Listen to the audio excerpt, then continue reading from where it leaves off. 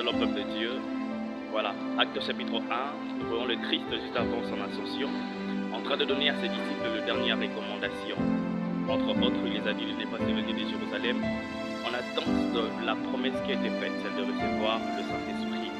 Et dans Actes chapitre 1 au verset 14, la Bible déclare qu'ils percevaient tous d'un commun accord dans la prière avec le palme, etc. Mais la question qui se pose, quand est-ce que le Saint-Esprit va venir? Ils ne savaient pas.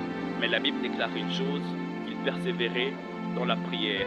Il n'y avait pas un mot de la part de Dieu, il n'y avait aucune prophétie, il n'y avait rien qui n'a été dit jusque-là. Mais la Bible insiste sur une chose, qu'ils persévéraient dans la prière. Et dans Actes chapitre 2, la Bible dit, tout à coup il vient du ciel comme un bruit. Il vient du ciel un bruit comme celui d'un vent impétueux qui entra dans la salle. Je voudrais dire à quelqu'un que le silence de Dieu ne doit pas toujours être pris dans un sens péjoratif. Souvent il arrive dans la vie quand Dieu est silencieux et Dieu ne nous dit rien, on a tendance à croire que Dieu est loin de nous. Dieu nous a abandonnés, or que ce n'est pas le cas. Je voudrais dire à quelqu'un, à chaque fois que Dieu est silencieux, sache qu'il est sur le point de te surprendre.